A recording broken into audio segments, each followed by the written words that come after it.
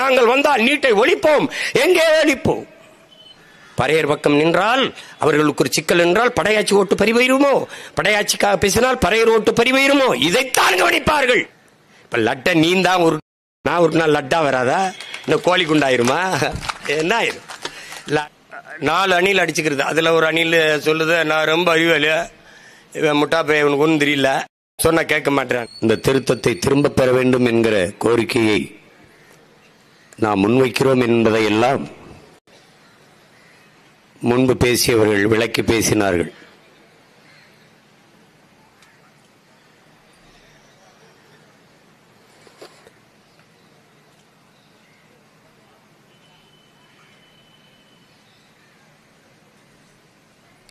இதை இன்று நேத்தல்ல, நீண்ட காலமாக இந்த அமைப்பு முறை இருந்து வருகிறது. இந்த நிலத்திலே குறிப்பாக முகலாயர்கள் ஆட்சி காலத்திலிருந்து இது இருக்கிறது. பிறகு வெள்ளைக்காரர்கள் நம்மை ஆண்டபோது அதிலே பல மாறுதல்கள், திருத்தங்கள் கொண்டு வரப்பட்டது. பிறகு இந்த நிலப்பரப்பு விடுதலை அடைந்த பிறகு பல்வேறு காலங்களில் திருத்தங்கள் முன்வைக்கப்பட்டு முறையிடப்பட்டு மாறுதல்கள் உருவாக்கப்பட்டு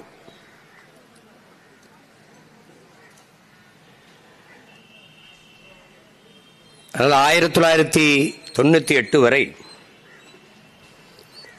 உச்சநீதிமன்றம் அளித்த தீர்ப்பின்படி வக்பு சொத்துக்கள் வக்பு வாரியத்திற்கே, அது இஸ்லாமியர்களினுடைய சொத்து இஸ்லாமியர்களுக்கே என்பதுதான் 98 வரை இருந்த முறை. எல்லோரும் குறிப்பிட்டார்கள். அதனால மீண்டும் ஒரு முறை உங்களுக்கு அது தெளிவுபடுத்த விரும்புகிறேன். வக்பு என்பது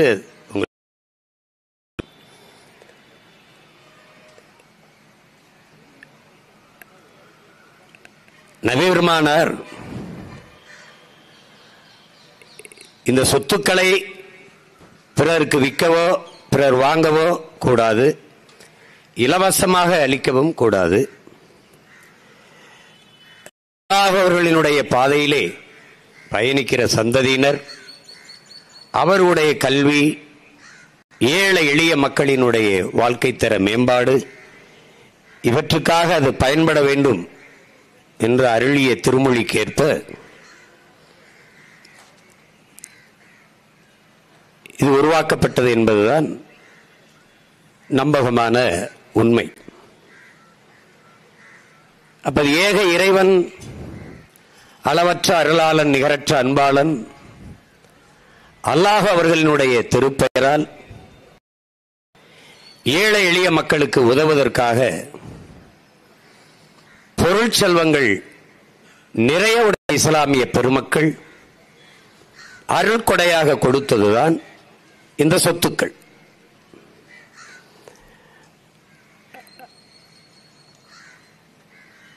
அதை 2 வகையாக இந்த சொத்துக்களை பிரிக்கிறார்கள். அல்லாஹ் அவர்களுக்கே கொடுத்தது, அதை வாங்கவோ விற்கவோ முடியாது. அதுபோல 2வது வகையாக அல்லாஹ்வின் திருப்பெயரால் தொண்டு செய்வதற்கு பெரும் செல்வந்தர்கள் கொடையாக கொடுத்தது. அந்த சொத்துக்களை அந்த செல்வந்தர்களின் சந்ததியினர் வழி வழியாக வருகிற வாரிசுகள் நிர்வகிக்கலாம். ஆனால் அவர்களும் அந்த சொத்து பிறருக்கு விற்கவோ கொடையாக கொடுக்கவோ உரிமை கிடையாது, அதை நிர்வகிக்கலாம்.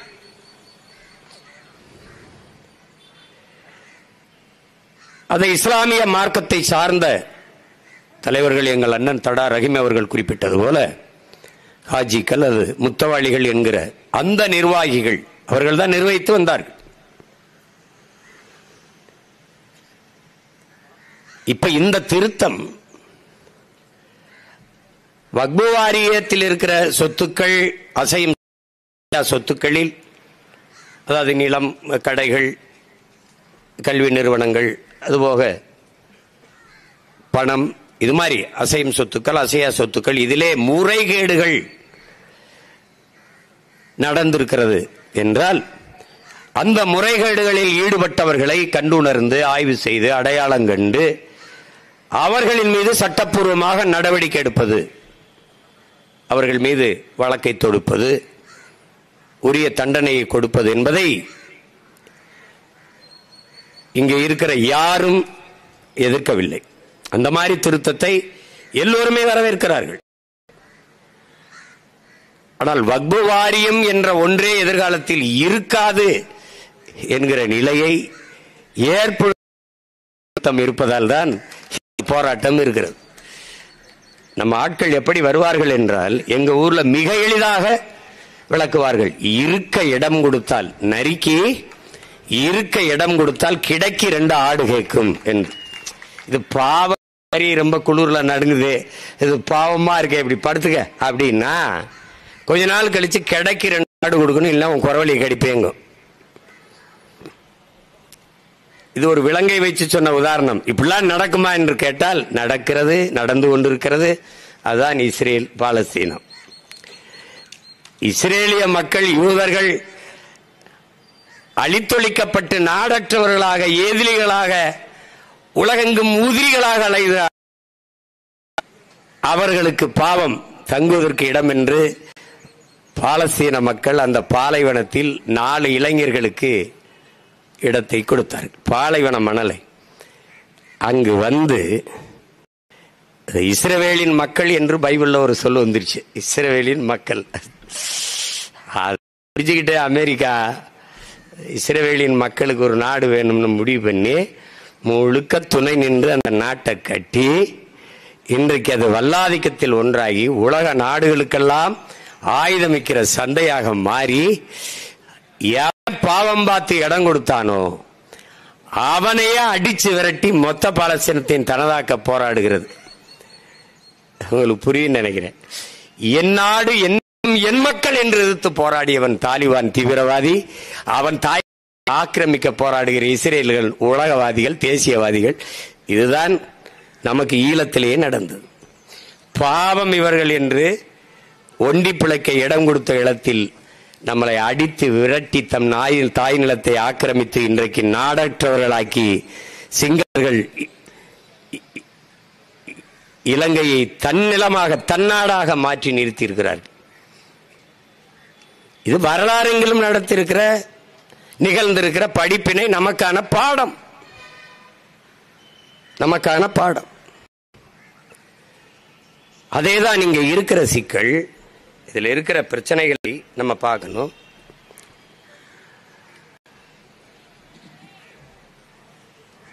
குறை இல்லை, எல்லாமே நிறையாக இருக்கிறது என்று யாரும் இங்கு சொல்வதற்கு இல்லை. ஆனால் அதுக்கு விசாரணை வேண்டும், உரிய நடவடிக்கை வேண்டும் என்பதிலும் யாருக்கும் மாற்று கருத்து இல்லை. ஆனால் ஒவ்வொன்றாக பார்த்தால் 5 ஆண்டுகளுக்கு இப்ப திடீர்னு ஒருத்தர் இஸ்லாத்தை தழுவினார் அப்படின்னா அவர் 5 ஆண்டுகளாக அந்த மதத்தில், அந்த சமயத்தை, அந்த மார்க்கத்தை ஏற்று இருந்தால்தான் அவர் நாளைக்கு இந்த வக்புக்கு ஒரு நிலத்தையோ ஒரு சொத்தையோ ஒரு இதையோ கொடையாக கொடுக்க முடியும். ஒரு சட்ட திருத்தத்தை கொண்டு வருது. பிறகு அந்த இஸ்லாமிய மார்க்கம் சார்ந்தவர்களே அதை நிர்வகிக்கலாம் என்கிற நிலையை மாற்றி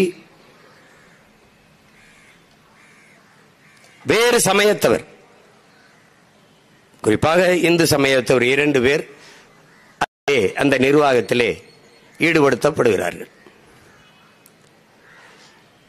இதனால்தான் நேர்மையான நிர்வாகம் வரும் என்று நாடும் சட்டமும் நம்புமையானால், அப்படி இந்து சமய திருப்பதி தேவஸ்தான கோயில் நிர்வாகம், பூரி ஜெகநாதர் கோயில், காசி விஸ்வநாதர், கேரள ஐயப்பன் கோயில், இதெல்லாம் பூரி ஜெகநாதர் கோயில் ஒரிசாவில், இது மாதிரி நிர்வாகங்கள் எல்லாம் ஒரு 2 பேர் இஸ்லாமியர்கள், 2 பேர் கிறிஸ்தவர்களை சேர்த்தால்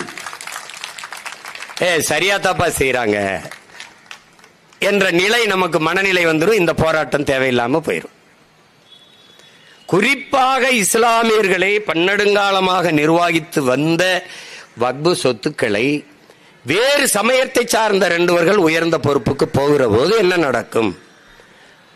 அந்த மார்க்கம் சார்ந்த பெருமக்கள் இது காஜிக்கள் அது முத்தவாளிகள் என்கிற அந்த நிர்வாகிகளே நிர்வகித்து வந்த தலைமை பொறுப்பில் அது எல்லா வக்பு சொத்துக்களும் அந்தந்த மாநில அரசுகள் நிர்வகித்து வந்த இடத்தில் அதில் மத்திய அரசும் தன்னுடைய இந்திய ஒன்றிய அரசும் அதிகாரம் இருக்கு, தானும் அதை நிர்வகிக்கலாம் என்று உள்நுழைகிறது. உங்களுக்கு தெரியும், ஏற்கனவே கல்வி உரிமை இழந்திருக்கோம், மருத்துவ உரிமை இழந்திருக்கோம், எல்லா வரியையும் எடுத்துட்டு போயிருக்குது. எல்லா உரிமையும் எடுத்துக்கொண்டு போய் வைத்துக்கொண்டு கீழே போட்டுக்கொண்டு மேலே ஏறி உட்கார்ந்து கால் மேலே கால் போட்டுக்கொண்டு அதிகாரம் செய்யுது இந்திய ஒன்றிய அதிகாரம். இந்த வக்பு சொத்துக்களுக்குள் நுழையும் போது அது என்ன செய்யும்? இஸ்லாமிய மக்களுக்கு எதிராக எதிர் அரசியலை, நச்சு அரசியலை விதைப்பது ஒன்றுதான் இந்து மக்களின் உணர்வை தூண்டி அவர்களுடைய வாக்கை தன் பக்கம் திருப்பும், நிலைத்து இருக்க வைக்கும் என்கிற நம்பிக்கை கொண்ட ஆட்சியாளர்கள் இதை செய்வதால் நமக்கு அச்சம் கூடுதலாக. அதாவது ரொம்ப கவனிக்கத்தக்கது.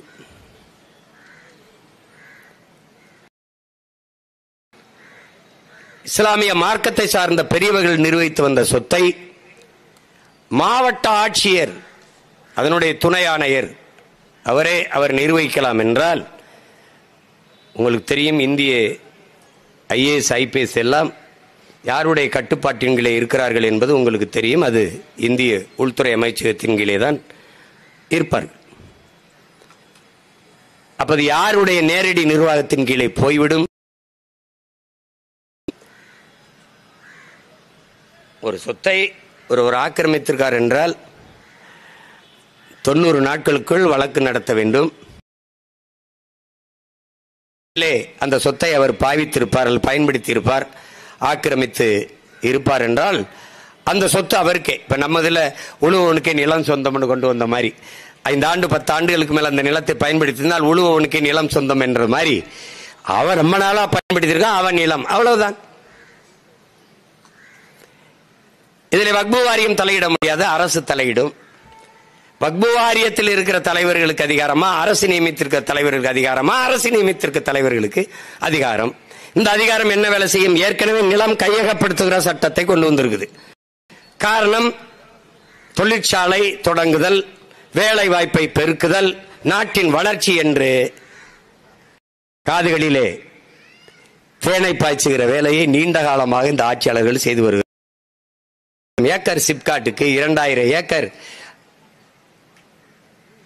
கார் தொழிற்சாலைக்கு, ஹொண்டாய்க்கு, நோக்கியோக்கு இப்படி என்றெல்லாம் எடுத்துக் கொடுக்கிற இந்த முதலாளிகள் கேட்பாரற்று இருக்கிற, அதிகாரமற்று இருக்கிற இவர்கள் உள்நுழைந்து மொத்த இடத்தையும் 38 லட்சம் ஏக்கர் இருக்கிறதா அவங்க கணக்கு சொல்றாங்க. 38 லட்சம் ஏக்கர். இப்பவே எங்க அண்ணன் ஒரு பட்டியல் சொன்னாங்க, தடாரகம் திருச்சியில். நாங்கள் திருச்சியில போய் பல இடங்கள் வக்ஃபு சொத்துக்களை ஆக்கிரமிக்கிறதை நாங்கள் போய் நின்று போராடணும். ஆனாலும் அதையும் மீறி ஆக்கிரமிச்சுக்கிட்டு தான் இருக்கிறாங்க. அப்ப அங்கிருந்த தம்பிகள்கிட்ட, இனிமேல் இதுல ஏதாவது வேலை நடந்தா சொல்லு, நான் உடனே என்ன வண்டினா 4 மணி நேரம், விண்ணூர்தினா 1 மணி நேரம் வந்துடுறேன், நம்ம பார்க்கலான்னு. ஏன்னா ஏற்கனவே நிறைய ஆக்கிரமித்து விட்டார். அதை எதிர்த்து கேள்வி கேட்க வேண்டியவர்கள் அவர்கள் காலடியிலே அமர்ந்து இருக்கிறார்கள். இன்றைக்கு வக்பு வாரியத்தின் தலைவர் யார்? இங்க நியமிக்கப்பட்டிருக்கிறவர் யார்? நவாஸ் கனி அவர்கள். அவர் யார்? என் மாவட்டத்தினுடைய நாடாளுமன்ற உறுப்பினர், முகவை ராமநாதபுரம் மாவட்டத்தின் நாடாளுமன்ற. அவர் யார்? அவர் இந்திய யூனியன் முஸ்லீம் லீக்கின் வேட்பாளர். இந்திய யூனியன் முஸ்லீம் லீக்கு இடம் கொடுக்கும் போது ஒரு இடம், அதுல வேட்பாளரையும் திமுகவே கொடுத்துருது. புரியுதுன்னு நினைக்கிறேன் உங்களுக்கு. அதனால அதுவரை இருந்த வக்பு வாரிய நிர்வாகிகளை தூக்கிட்டு அவரையே தலைவர். ஏன்? எந்த இடத்தை ஆக்கிரமிச்சாலும் கேள்வி கேட்க வேண்டிய தலைவர் தன் கைக்குள்ள இருக்கிறார், கைப்புள்ளையா இருக்கிறார். இந்த நிலையில்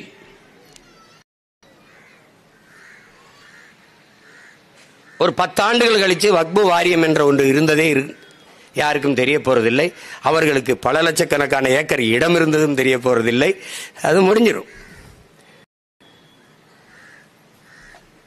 இந்த பேராபத்தை உணர்ந்ததனால்தான் நாம் இதை எதிர்க்கிறோம். சட்டம் நிறைவேறிவிட்டது. நிறைவேற்றுவதற்கு முன்பே தர்க்கம் செய்து தகர்த்திருக்க வேண்டிய பெருமக்கள் வாய்மூடி அமைதியாக இருந்து விட்டார்கள். எதிர்த்து வாக்கு செலுத்த வேண்டிய பெருமக்கள் செலுத்தல. அதுல புதுச்சேரியோட சேர்ந்து 40 உறுப்பினர்கள் 22 பேர் தான் வாக்கு செலுத்தியிருக்கிறார்கள். மீதி பேர் எதிர்த்து வாக்கு செலுத்தினார்களா இல்லை என்ன செய்தார்கள் என்றே இசைவாக வாக்கு செலுத்தினார்களா எதுவுமே தெரியவில்லை. இந்த திமுக எப்படி செய்யும்னா, நீட்டை கொண்டு வரும்போது கூடவே இருக்கும். கொண்டு வந்ததுக்கு உங்களுக்கு தெரியும், காங்கிரஸ் அதை பாராட்டும், வரவேற்கும். நீட்டில் மட்டும் தங்கை அனிதா மரணிக்கவில்லை என்றால் அந்த நெருப்பு பற்றி இருக்காது, அமைதியாக தான் இருந்திருப்பார்கள். அவள் இறந்த பிறகு நம்மை போன்றவர்கள் கொண்டு வந்த அயோக்கிய பயல்கள் இவர்கள் தான், நீட்டை நம் திசைக்கு நீட்டியவர்கள் இவர்கள் தான் என்றவள். நாங்கள் வந்தால் நீட்டை ஒழிப்போம், எங்கே ஒழிப்போம். என் தம்பி மதுரை முத்து கலக்க போகுது யாருன்னு ஒரு நிகழ்ச்சியில ஒரு அரசியல் தலைவர் உட்கார்ந்துருப்பாப்ல. அப்ப அந்த நெறியாளர், நீங்க ஆட்சிக்கு வந்தால் என்ன செய்வீர்கள்? நான் மதுவை ஒழிப்பேன். நீங்கள் சிரிப்பீர்கள், நம்ப மாட்டீர்கள் என்றுதான் இந்த பாருங்கள் ஒழித்து வைத்திருக்கிறேன் என்று இடுப்புல இருந்து ஒரு குவார்டர் எடுப்பாப்ல.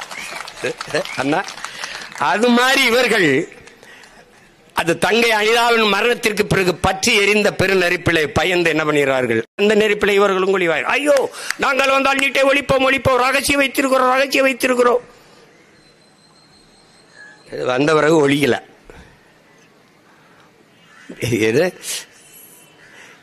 இப்ப நீட்டுக்கு எதிராக ஒரு தீர்மானம், கச்சத்தீவு மீட்புக்கு எதிராக ஒரு தீர்மானம்.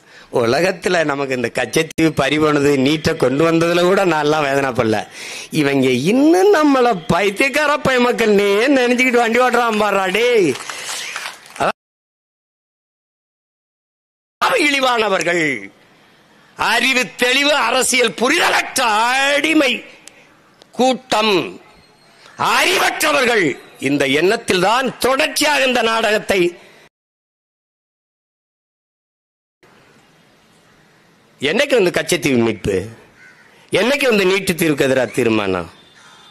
இப்ப அங்க பேசாம இருந்துட்டு இங்க வந்துகிட்டே வக்பு திருத்த சட்டத்துக்கு எதிராக தீர்மானம், இப்ப நீதிமன்றத்தில் வழக்கு. இப்படித்தான் சட்டம் நிறைவேறிவிட்டது, உச்ச நீதிமன்றம் எழுதுன்ட்டு போயிட்டது, ஒண்ணும் பண்ண முடியல. எல்லாமே இந்த மக்களின் வாக்கை குறிவைத்து நகர்கிறார்களே ஒழிய இந்த மக்களின் வாழ்க்கை, அவர்கள் உயிர், அவர்கள் உணர்வு, அவர்கள் உடைமை, உரிமை எதை பற்றியும் இவர்களுக்கு கவலை கிடையாது. இவர்களுக்கு நீயும் நானும் ஒரு ஓட்டு, உங்கள் பிள்ளைகள் எங்களுக்கு நீங்களும் நாங்களும் உயிர் மதிப்புமிக்க ஒரு உயிர். உங்களுக்கும் பசி, உறக்கம், கனவு, கண்ணீர், உணர்வு, உரிமை எல்லாம் இருக்கிறது என்பது எங்கள் நிலைப்பாடு. அவர்கள் எப்படியாவது இந்த மக்களை ஏமாற்ற வேண்டும் என்று என்பார்கள். நாங்கள் இந்த நிலையில் இருந்து எப்படியாவது இதை மாற்ற வேண்டும் என்று நினைப்போம். இவர்கள் மந்தைகளாக என் மக்களை வைத்து ஆள வேண்டும் என்று நினைப்பார்கள். உயர்ந்த சிந்தனை உள்ளவர்களாக என் மக்கள் மாற்றி எல்லா இனங்களையும் போல என் மக்களும் வாழ வேண்டும் என்று உங்கள் பிள்ளைகள் நாங்கள் நினைப்போம். என்ன ஒரு பிரச்சனையிலும் அவர்கள் ஒப்புக்கொள்வார்கள். உங்கள் வயிற்றிலிருந்து வந்த நாங்கள் தான் உங்களுக்கு உளமாற அழுவோம். இதை நீங்கள் புரிந்து கொள்ளணும். என் அண்ணன் தடா ரஹீம் அவர்கள் சொன்னார்கள், சீமானின் பக்கம் நாம் தமிழரின் பக்கம் நீங்கள் நிற்க வேண்டும் என்று. நீங்கள் நின்றதில்லை, நிற்பீர்கள் என்று நான் எண்ணவில்லை. மீனவர்களுக்காக சீமான் போராடுகிறான், மீனவர்கள் என்னோடு நிற்பார்கள் என்பதற்கல்ல. பஞ்சமர் நிலத்தை மீட்க நாம் தமிழர் பிள்ளைகள் போராடுகிறார்கள், பஞ்சமர் நிலத்தை இழந்த மக்கள் எங்களோடு நிற்பார்கள் என்பதற்கு இல்லை. உழவர் குடிகள் ஒவ்வொருவரும் பிரச்சனைக்கும் ஓடி இருக்கிறார்கள், அவர்கள் எங்களோடு நிற்பார்கள் என்பதற்காக இல்லை. என் நெருமை இஸ்லாமிய சொந்த எந்த இன்னல் வந்தாலும் முதலில் போய் நாங்கள் நின்று போராடுவது அவர்கள் எங்களோடு நிற்பார்கள் என்பதற்காக அல்ல, நாங்கள் உங்களோடு நிற்கிறோம் என்பதை காட்டுவதற்கு.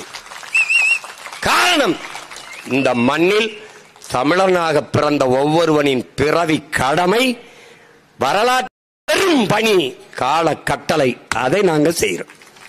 நீ எங்கூட நின்னா நில்லு, நிக்கலைன்னா போ. இது என் கடமை, நான் செய்யறேன்.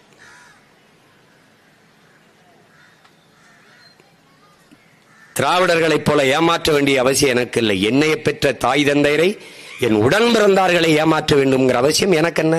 அப்படி என்ன எங்களுக்கு ஒரு அரசியல்? அப்படி எங்களுக்கு ஒரு வெற்றி? அப்படி என்ன எங்களுக்கு ஒரு பதவி? அது அவசியம் இல்லை.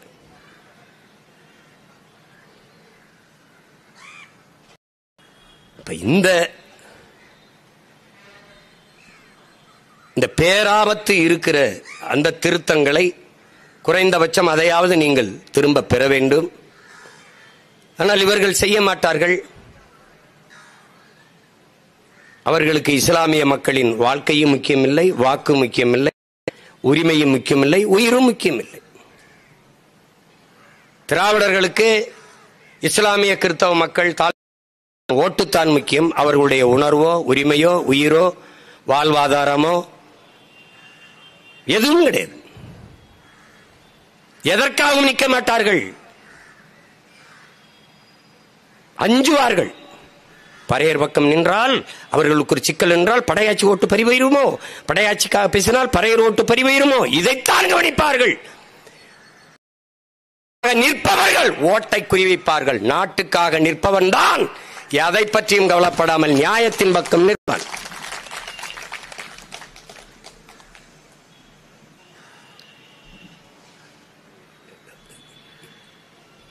இந்த சட்ட திருத்தத்தில் மற்ற சமயத்தவரை உள்நுழைப்பது என்பது அது பேராபத்தான போக்கு.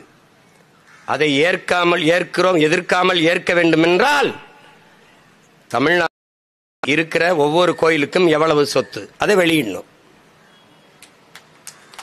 அந்த கோயில்கள் சொத்துகள் அப்படியே யாராலும் ஆக்கிரமிக்கப்படாமல், அத்துமீறி பறிக்கப்படாமல் அப்படியே இருக்கிறதா என்ற உண்மையை வெளியிடணும்.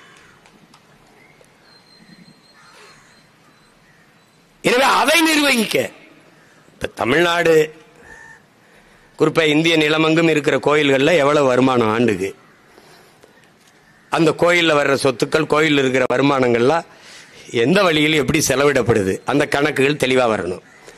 அதை கணக்கே அந்த சமயம் சார்ந்தவனே பார்த்துக்கிட்டு இருக்கிறது அது சரியா வராது. இப்ப லட்டை நீந்தான் நான் ஒரு நாள் லட்டா வராதா? இந்த கோழி குண்டாயிருமா? என்ன ஆயிரும் லட்டு? அதை யார் ஒரு நாள் உருட்டும்டா? என்ன அது ஒண்ணும் கிடையாது, உருட்டு. அப்ப திருப்பதி தேவஸ்தானத்துல 2 போடு, 2 கிறிஸ்தவனை போடு. நாங்க எதிர்த்து இந்த மாதிரி போறோம்னா தூக்கி ஜெயில போடு.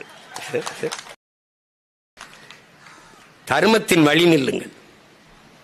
ஒரு சமயத்தை ஏற்றுக்கொண்டார்கள்ங்கிறதுக்காக குடிமக்களை நசுக்குவது, நயவஞ்சகமாக ஒதுக்குவது, அச்சுறுத்துவதெல்லாம் இந்த நாட்டின் ஒருமைப்பாட்டுக்கும் இறையாண்மைக்கும் ஏற்புடையதல்ல. நாளை அண்ணல் அம்பேத்கர் அவருடைய பிறந்த தினம். அவர் அறிவுறுத்தியதுதான், தான் வாழுகிற நாட்டை விட தான் சார்ந்திருக்கிற மதமே என்று எண்ணிக்கொண்டு இவர்கள் செயல்பட தொடங்குவார்களே ஆனால் இந்த நாடு சுக்கு சுக்காக சிதறி போவதை யாராலும் தடுக்க முடியாது என்கிறார். மதங்களும் சமயங்களும் வழிபாடுகளும் மாறிக்கொள்ளக்கூடியது. சிலர் சிவனை வழிபடுவார், சிலர் முருகனை வழிபடுவார், சிலர் கண்ணனை வழிபடுவார், சிலர் விநாயகரை, பிள்ளையாரை வழிபடுவார். ஒவ்வொருவருக்கும் ஒரு குலதெய்வம் இருக்கு. என்னுடைய குலதெய்வத்தை நீங்க எல்லோரும் கும்பிட வேண்டும் என்று நான் சட்டம் இயற்ற முடியாது. என்னுடைய குலதெய்வம் வீரமாகாளி. இப்ப எங்க அண்ணன் கதிர் ராஜேந்திரன் இருக்கிறார், அவருக்கு வேற குலதெய்வம். ஆனால் என் அண்ணன் உடன் பிறந்த என் தங்கைக்கு என்னுடைய குலதெய்வம் வீரமாகாளி தான் குலதெய்வம். அது குலவழியே பிரிக்கப்படுது. அது ஏன் குலதெய்வத்தை தான் நீங்க எல்லாரும் கும்பிட்டாகணும் அப்படிலாம் குச்சி வச்சு அடிச்சுட்டு இருக்க முடியாது. வழிபாடு என்பது, மொழி என்பது, உடை என்பது, உணவு என்பது வாழ்விடம் தீர்மானிக்கக்கூடிய ஒன்று. அது போய் சொல்லிருக்க கூடாது. கொடைக்கானல்ல போய் அப்படியே வேட்டி சட்டையை கட்டிக்கிட்டு இப்படி சுத்திக்கிட்டு இருக்கணும். எதுக்கு மேல சொட்டுலாம் போட்டு அங்க அவன் வாழ்விடம் தான் இதெல்லாம் தீர்மானிக்குது. அதை புரிந்து கொள்ளாமல் இவர்கள் இயங்குகிறார்கள். இந்திய நாட்டினுடைய மக்கள் நம்ம கேட்கிறோம், இந்துக்கள் நிறைந்து வாழ்கிற நாடு என்றால் இந்த நாட்டில் இந்து மக்களினுடைய வழிபாட்டு தலம் அரபு நாடுகளிலே கட்டப்படுகிறது. அதற்கு அவர்கள் இடம் கொடுக்கிறார்கள், அனுமதி கொடுக்கிறார்கள். கட்டிய பிறகு நம் நாட்டின் பிரதம அமைச்சர் ஐயா நரேந்திர மோடி அவர்கள் திறந்து வைத்து உரையாற்றுகிறார்கள், அதை அனுமதிக்கிறார்கள். ஆனால் நாம் அந்த மாண்புமிக்க ஜனநாயகத்தை வைத்திருக்கிறோமா என்பதை யோசிச்சு பார்க்கணும். அதனால இத்தனை நாடாளுமன்ற உறுப்பினர்கள், மாநிலங்களவை உறுப்பினர்களை வைத்திருக்கிற பாரதிய ஜனதா கட்சி ஒரு இஸ்லாமிய மக்களை கூட ஒரு உறுப்பினர் கூட இல்லாததால் இந்த பிரச்சனை இங்கே இருக்குது. சின்ன புழுவை போட்டு பெரிய மீனை பிடிக்கிற மாதிரி திமுக என்ன செய்யும், 22 இடம் 40 இடம்னு வச்சுக்கிறீங்க, அதுவே போட்டியிடும், ஒரு இஸ்லாமியருக்கு கூட கொடுக்காது. தன்னோட கூட்டணி வச்சிருக்கிற ஐயா காதர் மைதன் அந்த இந்திய யூனியன் முஸ்லீம் லீக்கு ஒரே ஒரு இடம் கொடுத்துரும், அது நவாஸ் கனிக்கு தான் கொடுக்கும். அந்த ஒரு புழுவை போட்டு மொத்தம் பெரிய மீனை பிடிக்கிற மாதிரி ஒத்த சீட்டை கொடுத்து மொத்த ஓட்டையும் அறுவடை செஞ்சுட்டு போயிடும். இதுதான் திமுக. இப்ப கேள்வி ஒரு பத்திரிகையாளர் கூட ஒரு கேள்வியாக எழுப்பினார். ஒரு தம்பி, மேற்கு வங்கத்தில் மம்தா பானர்ஜி அம்மா அவர்கள் இந்த வக்பு வாரிய சட்டத்தை, இந்த வக்பு திருத்த சட்டத்தை என் மாநிலத்தில் செயல்படுத்த மாட்டேன், செயல்படுத்த விட மாட்டேன் என்று சொல்லுகிறார் என்று. அவங்க ஆத்தாளப்பன் எப்படிதானா சோறுல உப்பு போட்டு சாப்பிட்டுக்கிட்டு இருக்கலாம். அதாவது அவள் அந்த மண்ணின் மகள், அந்த மண்ணுக்கு மக்களுக்கும் நிற்கிறாள். 8 பேர் ஒரு கட்சி ஆரம்பிச்சவ ஏறினதுல இருந்து இதுவரை இறக்க முடியல.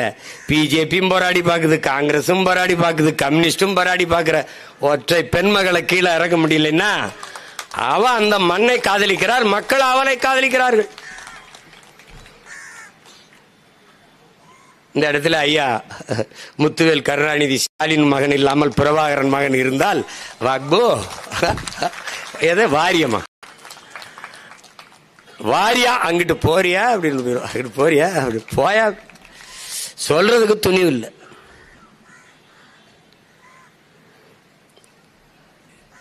இப்பவும் இந்த நாடகம்லாம் எதுக்கு தெரியுமில்ல, இந்த தீர்மானம் வக்பு சட்டத்துக்கு எதிராக தேர்தல் வருது, ஓட்டு நம்ம மேல வெறுப்புல சீமானுக்கு போட்டுருவானோ, வேற வந்துடக்கூடாதெல்லாம் பிரச்சனை இல்லை, பிஜேபி வந்துரும் எல்லாம் பிரச்சனை இல்லை, அவர்களுக்கு சீமான் வளர்ந்துருவானோ அதுதான் பிரச்சனை. பிரச்சனையே தான். ஒருவேளை சீமானுக்கு போட்டாங்கன்னா என்ன பண்றது? அது அதனால போடுற நாடகம் தான் இது. ஒவ்வொரு நாடு என்னது நீங்க சொல்லுங்க. இஸ்லாமிய சிறை கைதிகள் விடுதலையில இவங்க போட்ட நாடகம் என்ன? 35 ஆண்டுகள் ஆயிருச்சு, ஒரு தலைமுறைக்கு உள்ள இருக்காங்க. ஒவ்வொரு தேர்தலையும் அப்பாவி இஸ்லாமிய சிறை கைதிகளை விடுதலை செய்ய எங்களுக்கு வாக்குத்தாருங்கள். அதேதான் ஐயா ஸ்டாலின் 21 தேர்தலில் கேட்டாங்க. ஆனால் இந்த சிறை கைதிகளாக இவர்களை ஆக்கியவர், இஸ்லாமிய தீவிரவாதிகளாக ஆக்கிய பெருந்தகை ஐயா கருணாநிதி அவர்கள் தான். முதலாக தமிழக சட்டசபையிலே இஸ்லாமிய தீவிரவாதிகள் என்ற சொல்லை உதித்த பெருமகன் ஐயா கருணாநிதி அவர்கள் தான். அதன் பிறகு இன்று வரை இஸ்லாமிய சிறை கைதிகள் விடு சிறுபான்மை மக்களுக்கு, இஸ்லாமிய மக்களுக்கு நாங்கள் தான் பாதுகாப்பு என்று திமுக சொல்கிறது. அதில் 100 விழுக்காடு உண்மை இருக்கிறது. வைத்து பத்திரமாக பாதுகாக்கிறது. அந்த பாதுகாப்பை அது சொல்லுது, விடுதலை செய்யாது. 3 சிறைவாசிகள், இஸ்லாமிய சிறைவாசிகள் உடல் நலிவுற்று நோய்வாய்ப்பட்டு முன்விடுப்பு தாருங்கள், எங்களுக்கு முன்விடுதலை தாருங்கள் என்று உச்சநீதிமன்றத்தில் வழக்கு தொடுத்த போது உங்களால் நம்ப முடிகிறதா? உச்சநீதிமன்றம் இவர்களை விடுதலை. தமிழ்நாடு அரசு இஸ்லாமியர்களுக்கு பாதுகாப்பான அரசு காவலர்கள் என்று சொல்லுகிற ஐயா ஸ்டாலின் அரசு ஒரு பதில் மனு தாக்கல் செய்து இவர்கள் எந்த மனநிலையில் சிறைக்குள் சென்றார்களோ 30 ஆண்டுக்கு முன்னாடி அதே மனநிலையில் தான் இன்றும் இருக்கிறார்கள். இவர்களை வெளியே விட்டால் நாட்டில் இருக்கிற இந்து மத தலைவர்களின் உயிருக்கு பேராபத்து, அதனால் இவர்களை விடக்கூடாது என்று பதில் மனு தாக்கல் செய்து யாருக்காவது சந்தேகம் இருக்கா? ஆனால் எனக்கு தெரியும், உங்களுக்கு தெரியும், இங்க இருக்கிற என் இஸ்லாமிய சொந்தங்களுக்கு தெரியுமா? தெரியும். ஆனால் இதை பேச மாட்டார்கள். இஸ்லாமிய மக்களுக்காக தன் வாழ்வை திருமணம் செய்து கொள்ளாத ஒரு புரட்சியாளனாக வாழ்ந்து மறைந்த பழனி பாபாவையே மறந்து விட்ட சமூகம் இது. நீ என்ன பேசுறடி? இனி அவனை போல ஒரு தலைவன் இனி பிறக்க போறதும் இல்லை, இனி பிறந்தாலும் வரப்போறதும் இல்லை. அப்படி போர்க்குணம் மிக்க ஆர்ந்த ஒரு மகன் வாய்ப்பில்லை.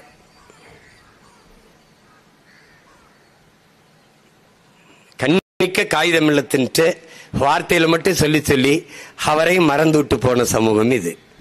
இது தன்னலவாதிகள், பிழைப்புவாதிகள் கையில் பின்னாடி நிற்கிற மக்களாக என் மக்கள் மாறிவிட்டார்கள். இப்பவும் என்ன செய்கின்ற? இப்பவும் அவர்கள் ஓட்டு போட்டால் பிஜேபி வந்துடும், அவர்கள் ஓட்டு போட்டால் பிஜேபி வரும். அவர் அது வல்லடா பேச்சு. நீ என்ன பண்ண? அதான் பேச்சு. சாதிவாரி கணக்கெடுப்பா மத்திய அரசு எடுக்கணும். இப்போது கர்நாடக அரசு, கர்நாடக ஆளுகிற காங்கிரஸ் அரசு சாதி கணக்கெடுப்பு எடுப்பேங்குது. தெலுங்கானாவில் இவங்களோட கூட்டணி வச்சிருக்க காங்கிரஸ் சாதிவாரி கணக்கெடுப்பு எடுத்து அறிவிக்குது.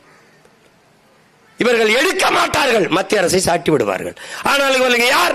மாநில உரிமைக்காக பேசியவர்கள், மாநில தன்னாட்சி பேசியவர்கள். நாங்கள் தான் மாநில உரிமையின் காரணம். இப்போது இஸ்லாமிய சிறை கைதிகள் விடு இல்லை, ஆளுநர் கையெழுத்திட மறுக்கிறார். அவர் மறுப்பார் தான் தெரியுமே. அவர் உறுப்பினர், ஒரு பாரதிய ஜனதாவின் சித்தாந்தத்தை ஏற்றவர், பாரதிய ஜனதா கட்சியின் நியமன உறுப்பினர், ஆளுநர். கையெழுத்திடுவார் இஸ்லாமிய சிறை கைதிகள் விடுதலைக்கு.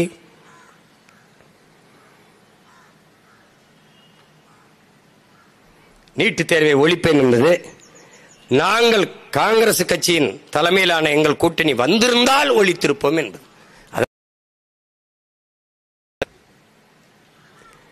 ஆளுநர் கையெழுத்திட்டால் உங்களை செய்கிறேன் அப்படித்தானே நீ சொல்லியிருக்கணும். விடுதலை செய்ய எனக்கு வாக்கு தாருங்க. வாக்கு தந்தவருக்கு வாய் மூடிட்டு இருந்தா அப்படி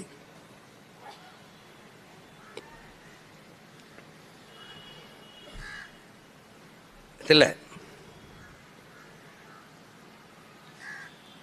இதுல இருக்கிற பேராபத்தான வரைவுகளை நாம் குறிப்பிட்டு பேசணும்.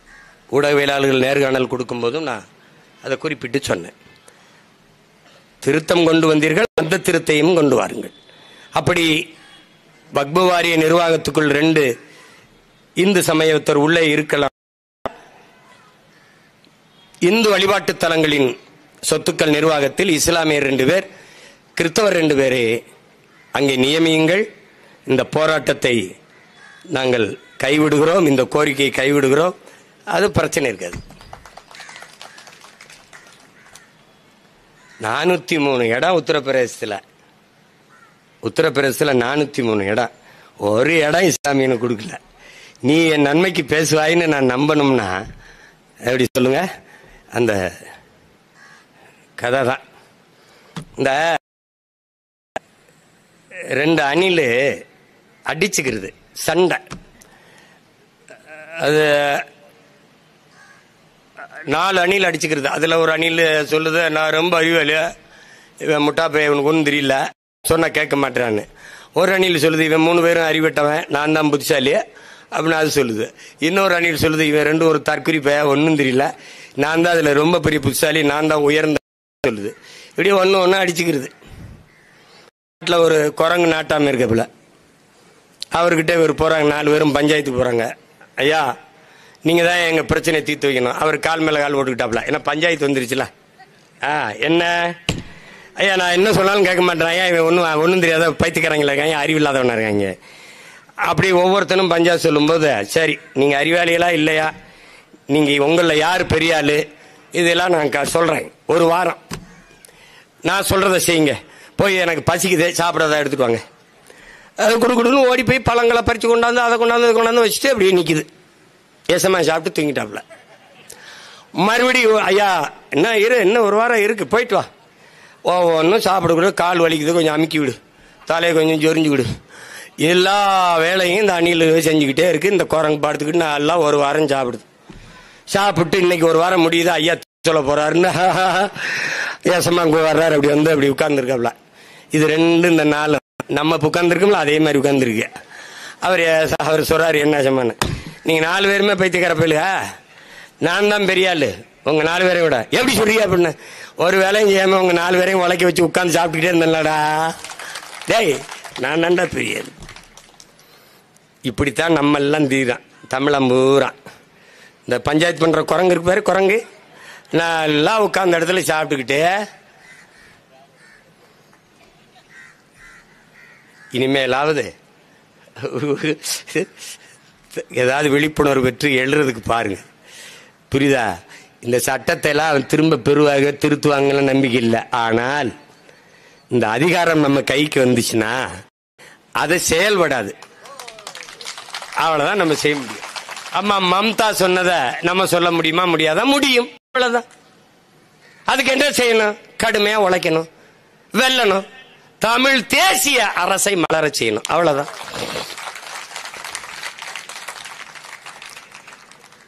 அதுக்காக வக்பு வாரியத்தில் ஏமாற்றுது, இஸ்லாம்